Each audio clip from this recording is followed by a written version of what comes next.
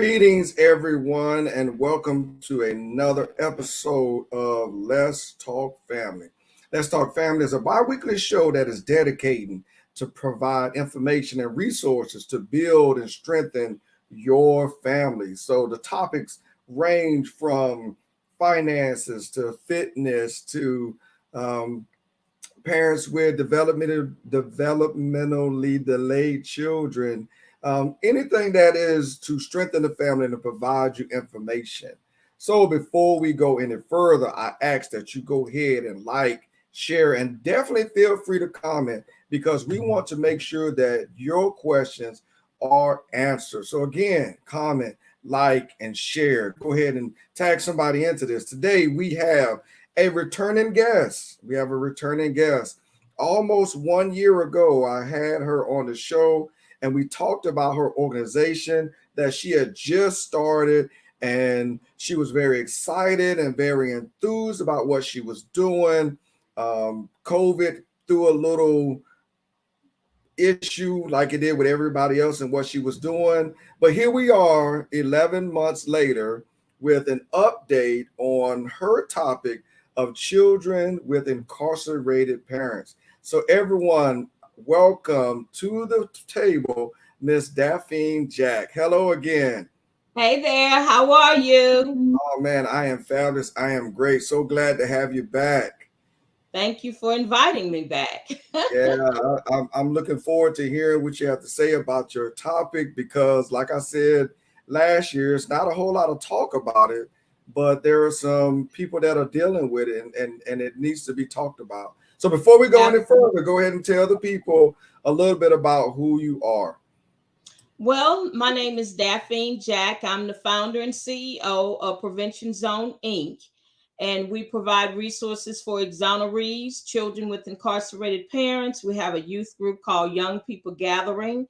And then we do have a mentorship program. And so our goal is to bring awareness to the criminal justice system and bring awareness to people who have been wrongfully convicted. And then our hot topic right now is children with incarcerated parents. And so that's what we do. Now, I remember last year, as we got to talking throughout the show, you have a very prestigious background. Oh, wow. Use that big old word. Yeah, I like using big words. You know what I'm saying? I'm in college, so I got to use the words that I'm paying for. Teacher, what was it? Probation officer? Parole. Retired parole officer. Retired parole officer. Yeah, so you have a lot of information, a lot of experience in this field too. So yes. Yeah. Yes. So last year when we talked, again, you had just branched into it. You saw a need. And honestly, that to me is really the best part because not only did you see the need, you did something about it. You know, yes. One thing I learned in the Army, they say either you're part of the problem or you're part of the solution. Right. Okay. And there's a lot of people that see a problem, but they remain a part of the problem. They'll talk about it instead of do something about it. So definitely want to commend you on getting started. So let's start there on the start, because when we talked last year, you know, COVID put something on you getting started. So let's talk about the start. You know, from the time you thought about it to our show and getting ramped up after COVID. How did that work out? So well, just to kind of recap on our last conversation, I'm a retired parole officer, author, speaker, podcast host of If Emmett Was Alive Today podcast, and the founder and CEO of Prevention Zone Inc. And we also have an event that I responsible for. It's called Author Series. I like to support our local authors, and that's an event that we host once or twice a year. And so, that's another thing that I do. But my focus right now, the real big deal is Prevention Zone Inc. And so, as I stated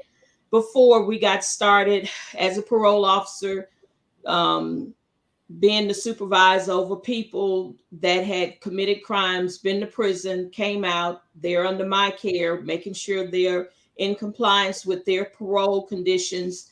And so one guy that came to the office this particular day, it was a regular visit, and we got to talk. And I said, now tell me what you went to prison for and everything. Let's, talk about it. And so he said, I was accused of doing this, blah, blah, blah. And I was like, okay. He said, but Miss Jack, he said, honestly, I didn't do it. And I said, what do you mean? I said, you went to prison. You got convicted. What do you mean you didn't do it? You must have done something. That's my way of thinking. If you go to prison, you've done something. Right. And so he was like, no, Miss Jack, you don't understand. I didn't commit the crime. I just got tired of sitting in the county jail for 2-3 years. And so when the attorney came and said, here's a plea deal, you don't have to stay there long or whatever, he took the plea, went to prison. Now he's on my caseload. And so I said, well, that was stupid. I said, if you didn't do anything, why did you just should have waited? Me, if I didn't do nothing, I'm gonna fight for someone if I didn't do it. And so he said no. And so then I started, that kind of prompt my curiosity to kind of look more into it, and still not aware of wrongful convictions, but since it wasn't affecting me and I didn't know nothing about it that much, I heard of Emmett Till or whatever the case may be, Central Park 5, heard of all of that, but this, wasn't a concern of mine. So when I had the conversation with him, it prompted me to start inquiring, researching and learning about it. And I was beginning to find out more and more and more, not knowing that some years down the line, I would be faced with a situation with a loved one in a similar situation. And so not only did it prompt that, and then I got to thinking, I said, well, sometimes people don't even know what's going on when they get stuck into the system. They need to know how to go through it. And so that prompts something. And then, of course, I had my young son, African-American Black boy, 14, 15 years old. They're in a positive environment. So we see on the outside, but on the inside, they have struggles too. And so that prompted me to get with him and his friends and their parents. And we started talking with them about the criminal justice system. So that was another entity that came up. So when I finally got the opportunity to retire, that is where I went in that direction. And then I came up with the idea of doing a nonprofit. And I was like, well, dang. And so here I am, 3 years. Let me see. We got certified in 2018. So 18, 19, 20, 21, 22. This is year 4 for us now. And so, of course, the first year that we were looking forward to really doing something, it was 2019, because 2020 we were planning and we couldn't do anything because of COVID. And so with that, to kind of keep us active, my oldest daughter started the Catalyst for Change, which is a criminal justice awareness type event with a panelist and people talking in different subjects. And so we started that via Zoom, and that went well. And then we finally had our first one live in October this past year, and it was a success.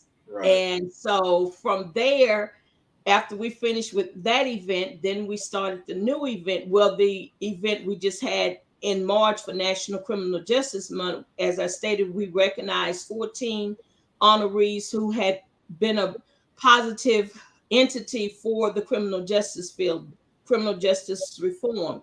And so we've done a whole lot from the last time we've talked. That's good. So have you had a, I guess what they would call client?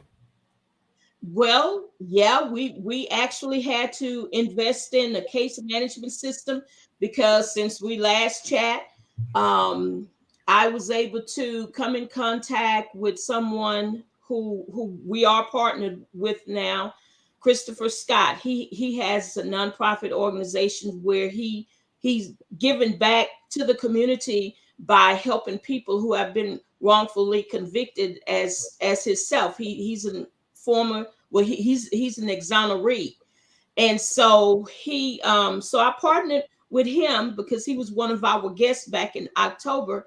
And random story, real quick. One of my friends going out to lunch.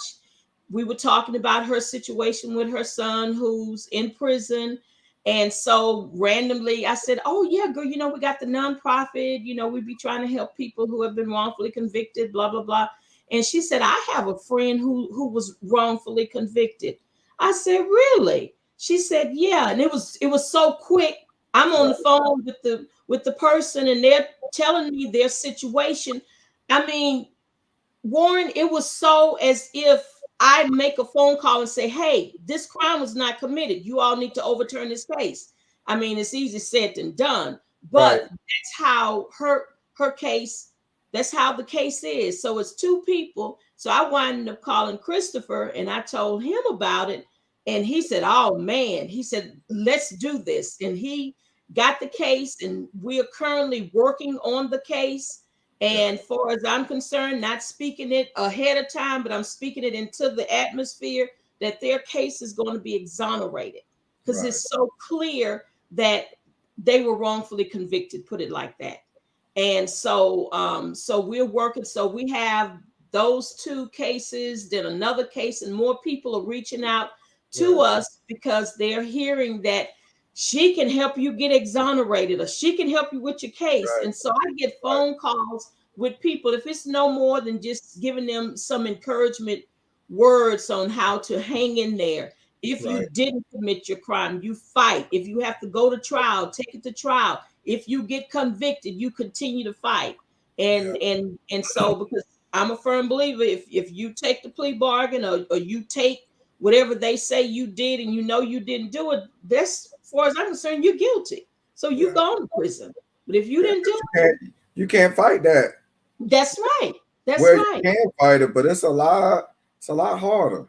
Yes, yes, yes. And I'm a firm believer. If you committed your crime, you go ahead and take whatever they're gonna give you. Say you're guilty and move on. So Save us a everybody lot else of can move on. save us a lot of time, money, and effort. Exactly, Yeah. exactly. Because seeing how the court system and how everything work, you could already be gone to prison, or whatever, probation, whatever they give you. But Yeah. if you didn't do it, you make sure you fight. You hang in there and fight. Yeah. So let's talk about the children, Yeah. and because the conversation we had last year, it was just overwhelming to think about some of the things that the children have to face in the Mm-hmm. process of their parents being incarcerated. Um, Yeah. one of the things that you mentioned was having to go to school the next day and behave Yeah. like I did the day prior, Mm-hmm. you know, Yeah. and for a child, that's depending on the age, that's a lot to take in. It's a lot to take in. Yeah. Yeah. Yeah. So with the children with incarcerated parents, I was trying to put together um curriculum that we could satisfy and help the children out. And so I was blessed to have this wonderful lady put into my life. Her name is Right. Marilyn Gambrell. And after doing the research and hearing about her, I was able to, so it wouldn't make any sense for me to try to invent something when she already have something in place. And Right. that's what you do with the nonprofits. I don't need to try to create something just to compete against her. Why would I do that when she Right. has something in place, and let her do what she's good at doing? Right. And so met up with her, and I call her the mother of children with incarcerated parents. Because if Right. I tell you she's an expert, she is an expert. And so as we met and was meeting and talking and sharing and hearing her story and how she got started, and she started at a Black school Mhm. and went there. She's a former parole officer too. And so she's out there serving the community and everything. And she witnessed something that she just was like, this child is left and their parent is being arrested, and they're staying with family members who's probably Right. not going to treat them right and everything. And she quit her job and started, yes, she started a nonprofit. And I guess it's okay to mention, I said I wasn't going to, but it was called No More Victims. And Right. so she, Lifetime seen her story, and they decided to do a story about her, and it's called Against All Odds, the Marilyn Gambrell story. I believe that's the title of it. Fighting the odds, the Maryland Fighting game. the odds. Yes, Yeah, you found it. I'm looking at it. Okay, good. See, I'm not telling no story, as they used to have us to say, for lying. Yeah, but she's in that they talk about her, and tell how she did it, and what she did to try to help the kids. So 20 years later or more, some Mhm. of those kids are now like 35 years old. They're in their 30s.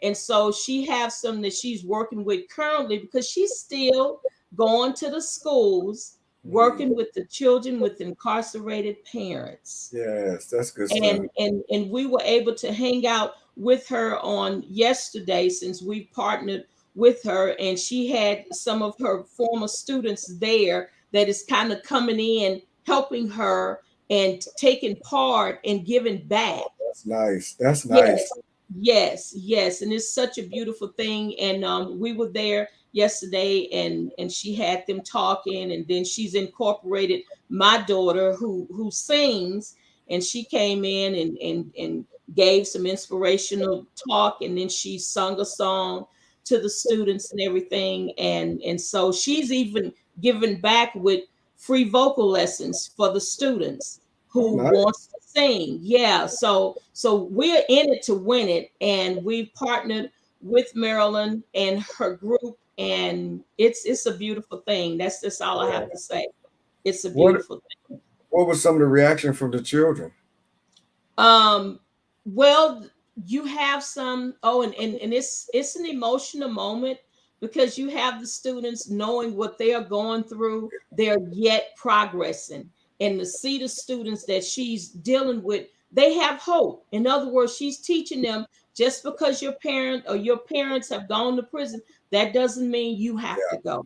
And I'm yeah. just paraphrasing her curriculum, and that's just what she's instilling in the children. And so the group we were with on yesterday, one of the girls, she's the not Victorian, she's something else. She's high ranked in her class. And so she gave a poetry speech, or she did a spoken word. And man, I was like, I was trying to be all bold, not to cry. Because she said some things was just phenomenal. She talked about the struggle she went to when her parent went to prison, Yeah. and it was just, it was good. But the kids are focused, and you're going to get one or two that fall by the wayside, but if you can get the majority of them, that's a good program. That's a good program. So it's one of the problems that I think that happens Mhm. with children with incarcerated parents. Mhm. I think one of the problems is the child gets bounced around a lot. Absolutely, absolutely. When the parent is picked up in front of the child, the majority of the times, the child is left, don't know. You can hear smaller kids saying, "Where they taking my mama? Where they taking my daddy? Or where they taking my parents? Where they're going." And the officer or whoever in charge have to tell them, this is happening, that is happening. I wanted to share with you, it's just saying here how to explain a parent's arrest to a child. And Mhm. I had to do a presentation on Tuesday, and it's here. It says here a toddler from ages 1 to 4, and a child perception of arrest is anxiety that the parent will be hurt. These are the little children's 1 to 4. Fear of separation and loss of parents' protection. This is just some of the things that a child is thinking when this happened. And this is what we should say to them. Acknowledge the importance of the parent to the child. And they say, I know you love your mom and dad. This is what you tell this child. And say, I know you are scared, but no one is going to hurt your mom or dad. This is how you have to talk to a child that's between the ages of 1 to 4. And this is, when I found this, I was like, oh, I got to tell the world about this one. And so with the preschoolers from 4 to 5, their fear of separation, unable to psychologically separate harm to the parent from harm to themselves. Right. This is ages 4 to 5. And then when they think of what is the police going to do, you can reply back, I have to take your parents. This is what the police should. I have to take your parents to the police station to talk to them about some things. I'll call your grandmother, and she's on her way to be with you. These are the kids ages 4 to 5. Okay. Now you have the ages 6 to 12. Their perception of the arrest is, again, fear of separation, loss of parents' protection, concern with the issues of right and wrong, fairness and justice. This is ages 6 to 12. And this is what we say to them. I have to take your parents to the police station to talk about some things. We'll let you know when you see your parents. In the meantime, I'll call your grandmother, and she's on her way to be with you. So that dialogue was just slightly different. Right. The younger kids. Now, here you have the older kids. This is what you say to them. Of course, they do have the fear, which is all children have the fear of separation, parents' protection. Some may try to stand up to the officer to protect their parents. These are the kids 13 to 18. So, they'd be like, what you doing, my mom and daddy? Right, right. I was able to witness that here, when we were going through our situation, and one of my kids like, you don't have to do that because I know my daddy didn't do anything, or whatever the case may be. But this is what had to happen to kind of de-escalate that child is, hey, this is a tough situation. We're going to take your parent to the police station to talk to them about a situation. And then it says here to maintain the rules and structure, ensure the team is secured. It says this is the way we have to do it by law. Mm-hmm. What happens next is whatever, we will let you know what happened in a few minutes, and we're going to keep you updated. So this was just something that we all need to know what happened when the parent is arrested and how to handle the children, because at the end of the day, the victim will become that child. Right. Yeah. Yes, they wind up being the victim of circumstance, victim of abuse, victim of going into foster care. And so they become that victim. And two, finding out this, because statistics have changed, more women are being arrested. That's interesting to hear that more women now are being more arrested than men. Yes. That's a hard shift. Yes, it is. Yes, it is. And I have, as I stated, I had to do a presentation, and just to kind of share. And we talked about me and my glasses, so I'm. See, I got mine on. I know. Here I go. Here I still had to put them on, but I just wanted to share. It says most imprisoned parents of minor children are fathers. 626,800 fathers compared to 57,700 mothers, but a higher proportion of imprisoned women, 58%, than in prison, and men 47%. Wow. 58% and men 47%. Wow. That's crazy. It is. I mean, another show for another time, but my mind is like, what was the shift? When did it shift? That's a hard shift. Yeah, it is. And what is happening too is that they're being convicted of drug charges. And I recall on my caseload, I had a lady who went to prison, and she was living with her boyfriend, just going about, he's working, she's working, and her not knowing what was going on, that he was being watched because he was dealing drugs. Right. And so guess who got the bad end of the deal? She did. She did, because it was in her apartment, her name. Oh. Yes. Yes. That's Oh. almost like me and your house, we good, okay? You're a good, hardworking man.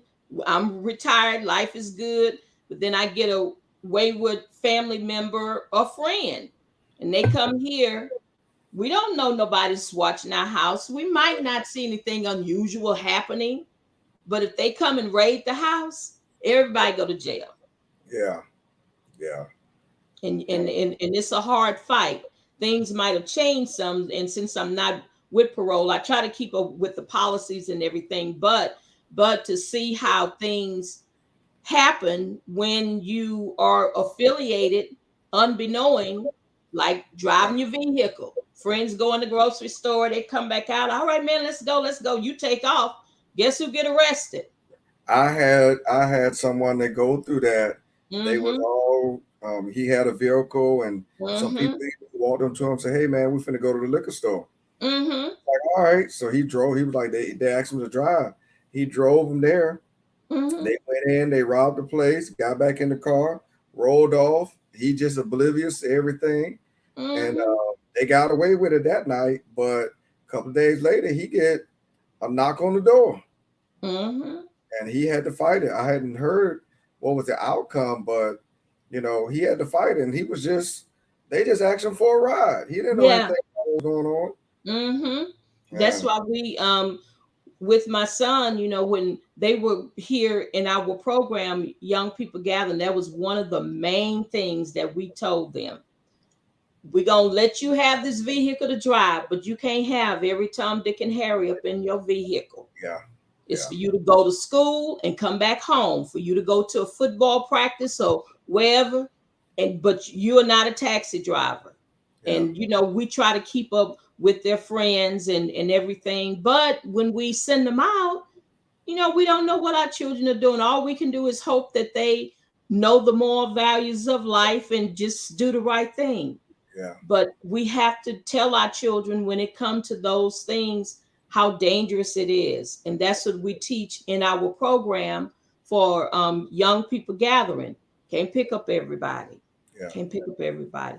But our children that have the parents incarcerated is really, that's a big thing that we have to continue to focus on, because it's happening as we speak. What type of acting out have you known or the children exhibit? And I'm sure Um, that's different between ages also. Yeah. oh, absolutely, absolutely. So you're talking about, and I'm just thinking, when you have a child, and I taught school, and this was when I heard about this for the first time. I wasn't really familiar with it, but you have a child that's been coming to class. You can tell the way they dress. They might have behavior issues and everything. And me, and I learned a lot when I taught school. But this one particular little boy, oh my God, he was like nightmare to me. And the kids knew my classroom. I was very strict, but the children loved me. And I'm thinking, I'm being so mean to these little children. They just crazy about me. And so, but this one particular boy, he was, I would hate for that class to come, because I knew he was coming in there. Right. And so, come to find out, we had a little discussion one day, and I think I was like, I was so mean. But anyway, we were having a discussion one day, and so we got to talking about um if I'm being an adult, you being a child, and if you come at me, I'm gonna beat you like you're grown. That's how, I was talking to him like that. I said, you gonna come at me, an adult woman, I said, I'm gonna fight you like you're grown. Yeah. So anyway, I'm not gonna hurt nobody's child. So this little boy said to me, well, Miss Jack, if you hit me, I'm gonna hit you back. And he said it like he was ready to hit me right then and there. So of course I had to do a reversal on him, because I was ready. You what? But I said, oh, okay. I said, what you say you're gonna do? Yeah, Miss Jack, I'm gonna hit you back if you hit me. And so I said, so and so, go get the police officer. And so she went, Miss Jack, don't talk. Hush. Police officer came in. I said, this young man said if he was gonna hit me. Well, Miss Jack, don't talk. I said, get him out of here. He got suspended for 3 days. Wow. So, with that being said, learning the whole story about this child, the reason he was a little slow or whatever, he had an incarcerated parent. Wow. Yeah. Wow. He had an incarcerated parent. Mm. So I didn't take it then to heart that bad because it, it just was like, like, oh, wow, his parent, whoever's in jail. But I can reflect back on that. Right. It was happening then. So we can imagine what it's like now. And the thing about that is a lot of times, so I did long-term sub, and I had one Mm-hmm. student that was getting hundreds on everything, turned it in on time, everything. Mm-hmm. And then Mm-hmm. all of a sudden, asking where assignments wasn't being turned in, Mm-hmm. sleeping in class, not paying Mm-hmm. attention. And so I ended up, my assignment ended. And I ended up going back to sub later on, and I saw her and I asked her, I said, are you all right? She said, yeah. I said, you kind of worried me when I was subbing for you. And she Mm-hmm. said her grandmother had passed away. Oh, wow. Yeah. And so, what I got out of that was, as teachers, Mm-hmm. we are not privileged to know everything that's going on Right, right, right. that's affecting that child. Mm-hmm. But we are spending, the kids are spending 8 to 10 hours a day at school. And so Mm-hmm. I'm not going to say teachers have a responsibility, but they Right. do have eyes on, changes and stuff like that that could really be a part. And just because a child is acting out or not turning assignments, or, there might, like you said, in this case, there may be a valid reason. Mm-hmm. Maybe a Mm-hmm. valid reason. And the child is just really, especially if they're younger and they don't know what's really going on, with their Mm-hmm. teenager, then, they get online, they can talk to people, find out information. Right. But Mm-hmm. if you Mm-hmm. 5 or 6, 7 years old, nobody finna tell you your mom or your dad went to jail, for drugs, and they're gonna be in there for 20 years, or they Mm-hmm. violated parole and that. And even if you're told that, you're still gonna be clueless to Right. what that means. Because at that young age, you just want to know, when is my mom, or when is my dad, or when are my parents coming home? Right. Right. And who's gonna take care of me? Exactly. Exactly. So my opinion, that is why it's so important that we get into the schools and Yeah, educate the educators on what is happening with these kids, how to handle these kids, what to look out for, have referrals out there. And that's what Prevention Zone is here for. And that's the reason we've reached out and partnered with Marilyn Gambrell, yeah, and utilizing the program that she have. So Prevention Zone was able to, what she tried to do is feed the kids at school. And so we were able to buy lunch for them at one of her schools the other week. We did pizza. And so I felt good doing that because we are helping the kids yeah, and they're excited about it. And it's away from the regular curriculum. And Marilyn have an amazing curriculum that she's put together to help the kids. And in her movie, and you have to watch it, she on the end, when she got started at the school, she told the principal that she was going to be able to help these kids graduate. And right, hearing that it's going to be a challenge, an uphill battle, but yeah. at the end, those children were able to graduate. That's good news right there. Yes, they were able to graduate. So she's been doing this for a very long time. So what other person to partner with is Right. with her, Yeah. is That's with her. that's that's a blessing that you was able to partner with somebody that is Mhm. deep in it. And, like Yes, you said, you yes, helped revitalize her program. Like that's right. that's good. Because these, Hmm. like, the more I think about it, And I even talked to a young lady that experienced this. Mom went Mm-hmm. to jail when she was very young, and Uh-huh. mom was released when she was an adult. And Okay.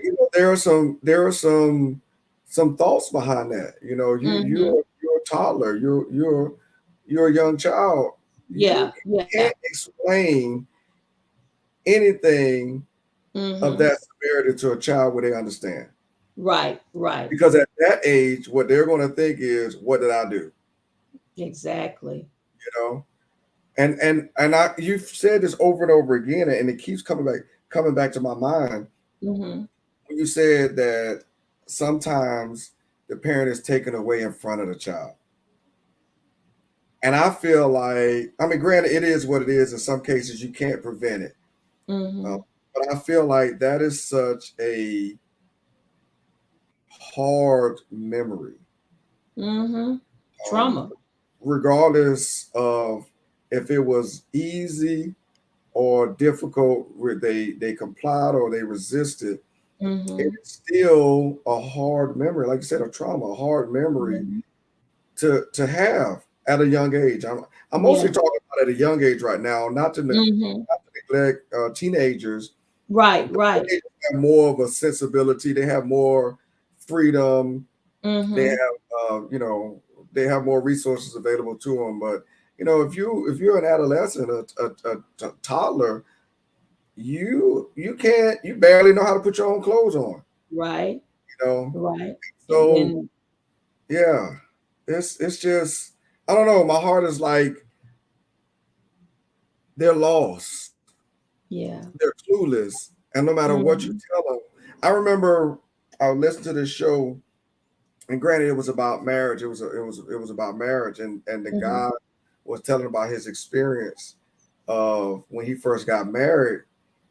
Every like he said he said they will always have an argument in the kitchen. Mm-hmm. And his wife couldn't understand, why are we always having an argument like in the kitchen? Like all the arguments happen in the kitchen. Mm-hmm. And so it got to a point to where they finally went to therapy.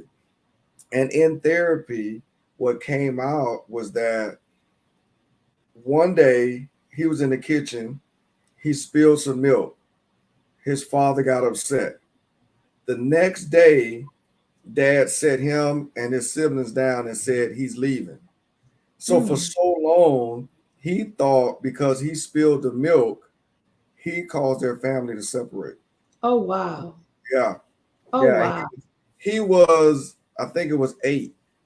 And so you fast forward, he gets married. The trauma happened in the kitchen. So that Mm-hmm. he experienced a lot of the emotions. So whenever they had arguments, it was in the kitchen. Oh So wow. it's stuff like that that you may not know how it affects that child till they get That's older. right. That's right. And That's how do you right. explain that? So how do you explain that as a 5-year old, as a 6-year old? How do you comprehend that? How do you understand that? And then you want the comfort of your mom or your dad, and how do you get that? Mm-hmm. You Yeah. know, you you mentioned going to grandma, but what if grandma ain't available? What if you Right. got to go to what if you got to get into the system like this? Yeah. So many. Yeah. And that's the reason why it's so important with therapy and the therapist Yeah, and everything. We as African Americans, you better call on Jesus. You know.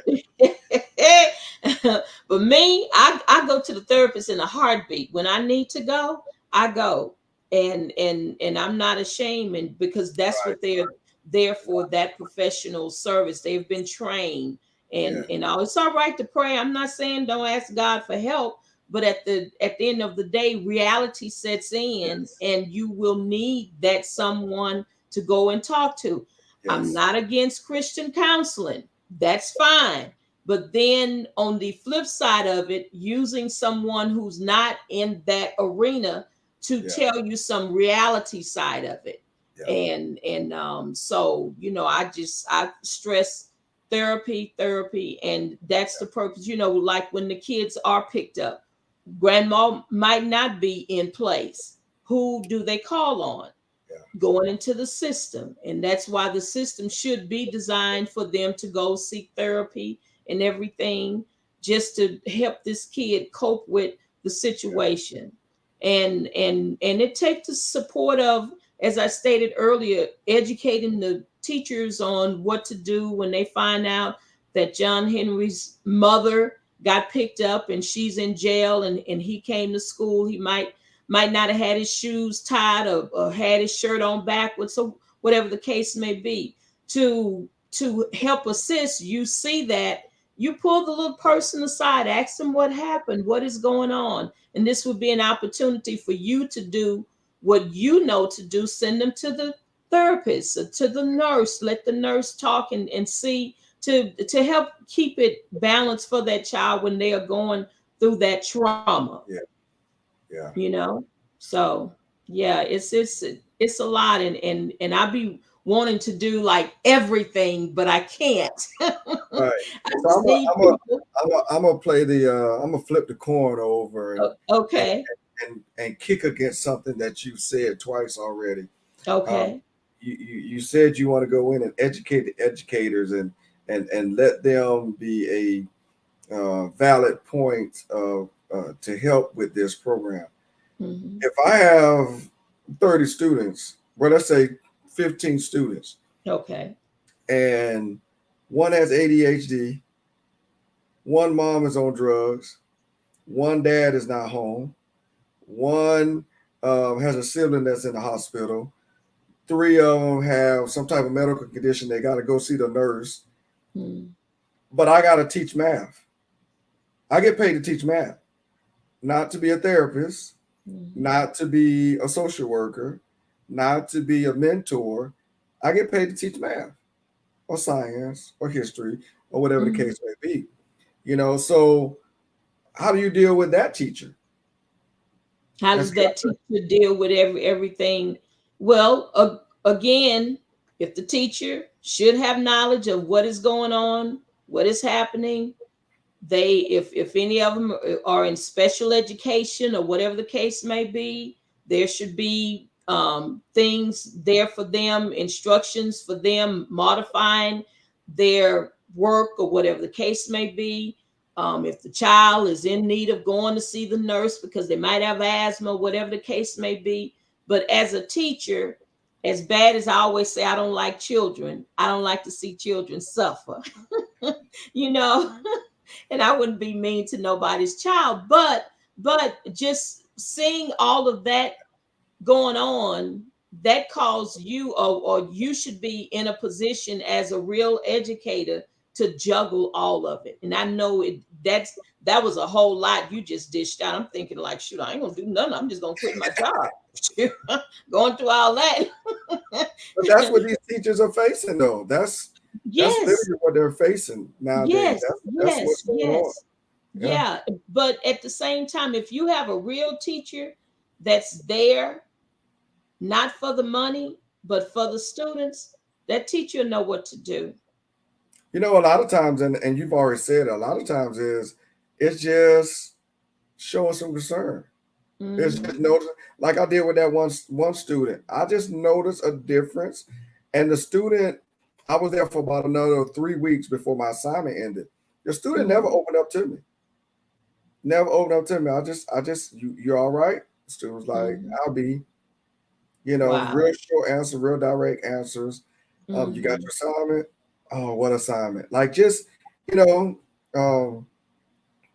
I went and talked to the student's guidance counselor, and my assignment ended, but when I saw the student later on, and come to find out, I don't think I knew this at the time or remember that time, but the student is a senior. Oh, so wow. And so it was one of the classes that, you don't want to mess up your last hoorah. Absolutely. Absolutely. When I talked to the student later on, the student was like, yeah, my granny died, and wow. it hit pretty hard. Yeah. So a lot of times it's just, acknowledging that I see you, that you see me.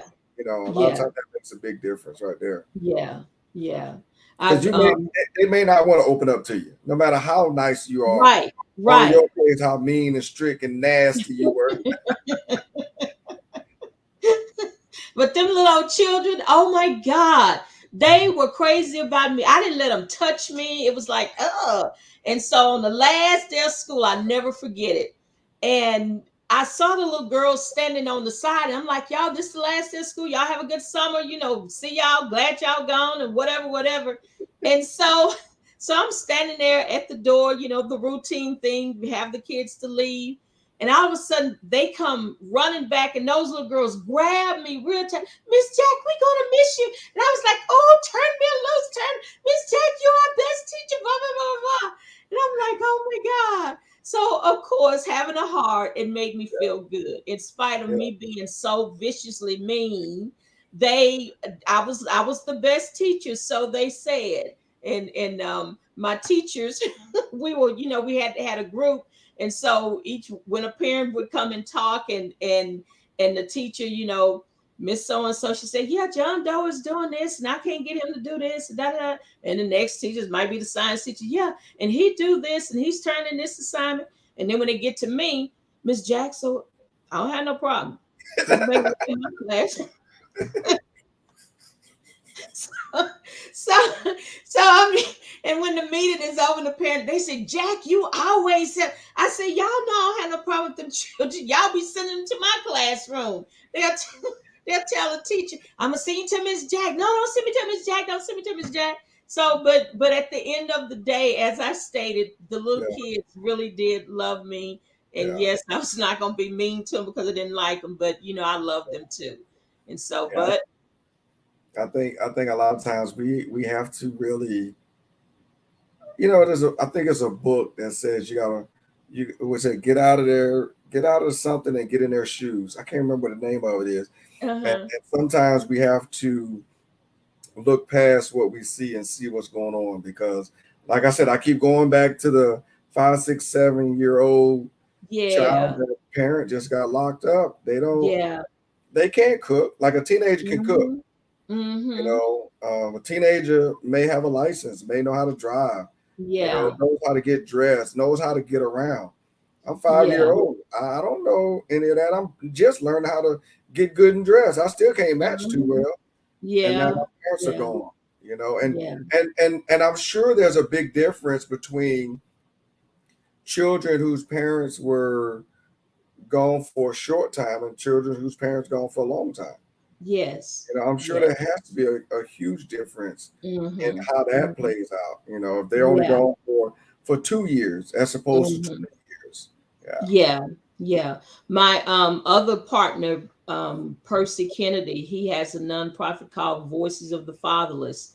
And what he does, he's able to go into the prison and talk with the fathers who's in prison, left their children because of something they did. And Right. so he has a book. Shout out to Percy. I guess I'm promoting Percy. You Shout out are. to Percy. Yeah. He had a book where the fathers wrote letters to the children. And so I had the opportunity to go and experience his program. I think he says he's been doing it for the last 5 years, going into the prisons during the holidays Mhm. and inviting the families to come in to be with their fathers. Nice. And Warren, it was the most amazing opportunity to go in and see those kids, being able to see their dad Yeah. and sit at the table with them. And I was trying to be all tough, like, oh, wow. And then I heard one little boy, he's not coming, mommy. And I was like, oh God. So I had to go sit down because I wanted to just fall out in the floor and scream, oh, Yeah. this poor baby.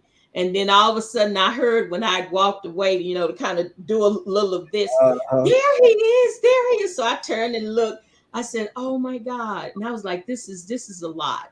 But that's what he does. He put the fathers with their families for the holidays. They feed them, and it's an amazing experience. But that's what his goal is, to educate the fathers on how to reintegrate or connect back with their children. And it's a beautiful thing. It's a beautiful thing. Well, I see you still as busy as you were last year when I Oh, talked to geez. you. Still Man, involved in everything, working with a lot of nonprofits, still out here yeah, fighting a good fight. it's So a I do beautiful thank thing. you for coming on to the show and Yeah. updating us on where you are and what's going on. So let the people know how to get in contact with you or any last word Yes. remarks you would like to have. Okay, so to get in contact with me, you can go to our website, preventionzoneinc.org. You see it there on the bottom of the screen. Go into our website and check us out and see what we're doing. And if you like to reach out to me with some comments of ways to just, if you want to conversate, I call myself a criminal justice guru. You can reach me at Daphine J at preventionzoneinc.org. That's again, Daphine J at preventionzoneinc.org, right there at the bottom of the screen. And so I'm just excited. I'm happy. When I got your email, I was like, oh my God, Mr. Warren want to see me again. And as you stated, it's been almost a year. And so a whole lot has really changed with Prevention Zone, and we're moving forward and moving strong. That's always good to hear when somebody comes back and they're doing bigger and better things, especially in an area where there's very little traction. So I do Mhm. thank you for coming back on. Thank you for giving us an update. Uh, Yeah. I've already talked to you about coming back later on Yes, you with have. one who parent was incarcerated, but that's Okay. another show for another time. So if you're paying Yeah. attention to the show, you might see her again. So just keep coming back, keep coming back. But thank you for being here. Thank you again. Thank you again. Man, I don't know about you, but that just does something to me to see that there's so much going on with children and trying to understand what their role is and how they are when their parents are incarcerated. Like I said, I no neglect to the teenagers, but it's a lot harder when you're younger and you don't understand or you can't do this or you can't do that. So, but either way, it's hard on all ages, especially those younger years. So there's a lot in that, when you're dealing with that. So uh, sometimes it's just a matter of taking the time to get to know somebody and working with them and understanding because they may not come out and say that they're acting out, or they may not they're acting out because their mom, their dad, or both of their parents are in jail and they haven't. Mother's Day is coming up, Father's Day is coming up, Christmas, my birthday, and you asking you they coming by your house and seeing your mom, and and they may not come out and tell you, but sometimes we just I'm babbling, y'all. I'm gonna stop right there and just say, take the time to talk to somebody and walk a mile in their shoes. And if it's not meant for you to walk with them, give them a pat on the back and point them in the right direction. Hey, this is Warren, Mr. Bowtie Feaster. Thank you for tuning in to another episode of Let's Talk Family. Let's Talk Family is a bi-weekly show dedicated to focusing on providing information and resources to strengthen families. I believe that if we strengthen our families, we will have better communities. I'm your host, Warren, Mr. Bowtie Feaster, and I always like to end with my 3 points of interest. One, the center of everything is family. Two, be the best you that you can be. And three, it's called life. Live it. Have a great day.